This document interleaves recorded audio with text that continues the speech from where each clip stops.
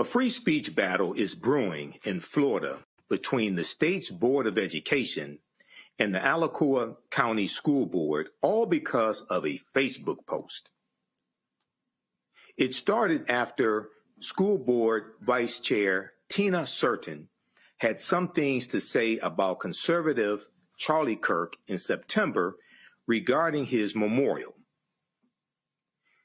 This is the post that set off a political firestorm. Tina Certain called Kirk a, quote, 31-year-old uneducated white boy, end quote. Now, state officials are calling her comments offensive and questioning whether she should stay in leadership. The drama unfolded as all 7 state board members grilled her in a tense meeting, questioning whether she could fairly represent all students. Check this out. I'd just like the opportunity to respond, just because I know a memo that I issued in the immediate aftermath of an assassination that took place on a school campus, whether it's Bernie Sanders or Charlie Kirk, I've said it from the beginning, that same memo would have been sent. Educators are over young, impressionable minds, and when they are making comments celebrating a school shooting, it is unacceptable. You criticize that memo. So do you encourage such acts to be expressed by teachers? I think you do, and that's why your leadership continues to be a failure. You continue to not understand the point that this state board is trying to communicate to you. You are an example for these children. You are an elected member of a school board setting policy that impacts their daily lives.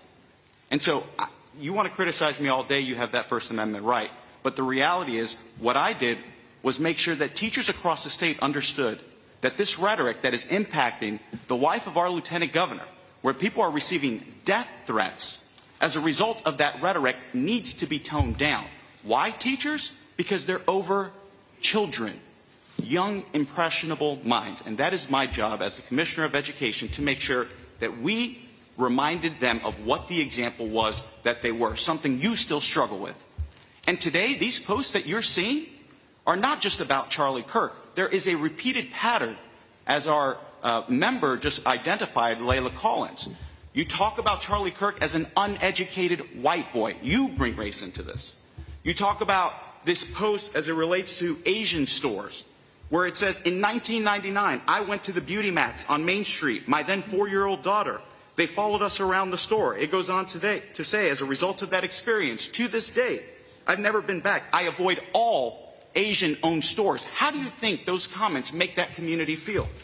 And then we go on to the next post, number 3, where it says, in the district operated by A. Green, these again are your words, they move in and then want to change things, SMH.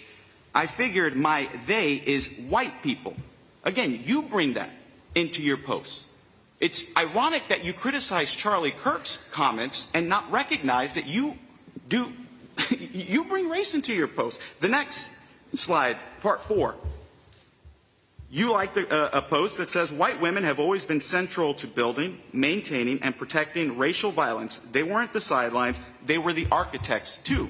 Again, what the board's point is having you recognize and appreciate the significance and the responsibility you hold as a member of a school board that makes decisions that impact children. And what is the example that you are setting for children? This is not the kind of behavior we want to see in our school system. We want to see civil discourse, respectful dialogue. I agree with you. I am a fundamental believer in the First Amendment. But what we are not going to allow happen in this school system in Florida is students be misled by adults into engaging in violent political rhetoric or calling people out because of the way God created them. We want everybody to be treated equally. Tina Certain stands her ground, insisting her posts are constitutionally protected speech made on her own time, not related to her official duties. This drama is unfolding while Florida is embroiled in a much larger free speech battle. Teachers and school officials across the state have faced discipline, backlash, and even lawsuits over social media posts reacting to Charlie Kirk's death. I'm going to go back to the panel with this. Matt, I'm going to start with you if you don't mind. So this, y'all know how I feel about this racist Charlie Kirk. Okay, so I'm gonna go to you in just a minute. And Charlie Kirk has a history of anti-black statements that he said that are documented. Okay, what are your thoughts on this nonsense coming out of former Confederate state Florida?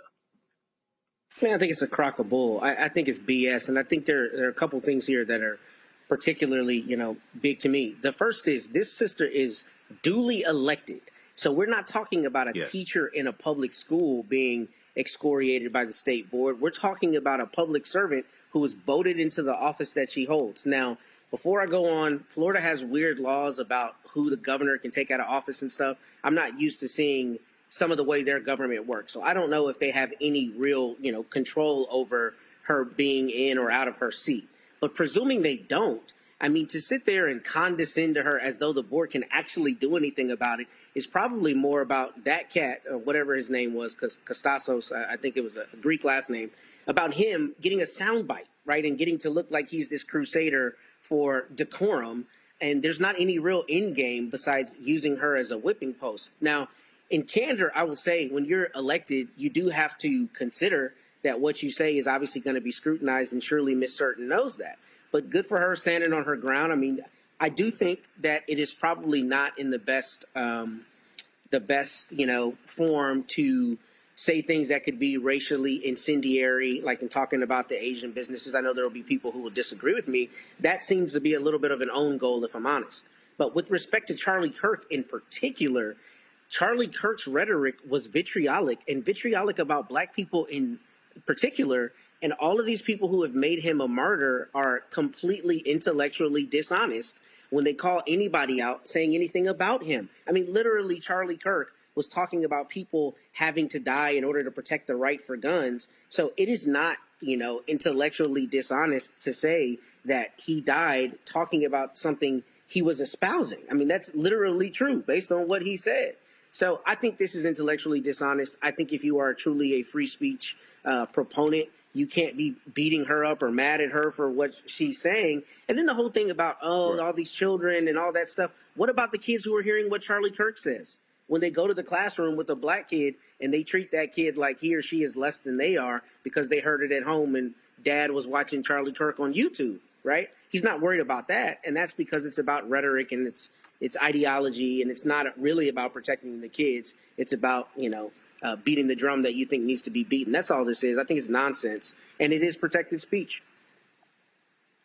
Right. Now, Wayne Cooney, let's get the straight. Charlie Kirk is an unqualified college dropout. Okay. He is an unqualified white boy. And he did talk about prowling blacks. He was a proponent of the Great Replacement theory. He did say on January 23rd, 2024 on the Charlie Kirk show, if I see a black pilot, I'm going to be like, boy, I hope he's qualified. He did say that George Floyd was scum. Okay. And he also did have negative things to say about Michelle Obama, Sheila Jackson Lee, Ketanji Brown Jackson when it came to affirmative action, and said, you do not have the brain processing power to otherwise be taken really seriously. You have to go steal a white person's slot to go be taken somewhat seriously. So what are your thoughts on this unqualified white male college dropout, Charlie Kirk?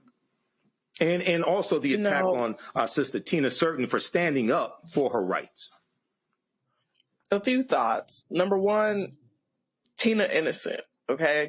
There was not one lie that Tina said in that particular Facebook quote. I agree with Matt. Some of the comments about Asian American, etc., were incendiary. But in terms of what she said about him, she was absolutely spot on. Charlie Kirk was a bigot. He was open about that. He was uneducated. He did drop out of school.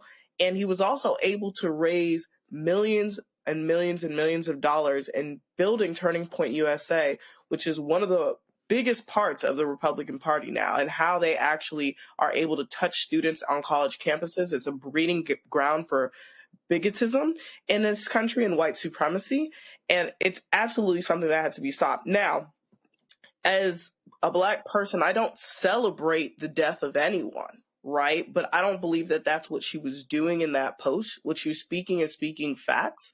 And as you guys were talking about Florida it's not a formally Confederate state. It's still very Confederate as far as I'm concerned. I was raised in South Florida. I'm a voter in Florida. And it is still an extremely racist state.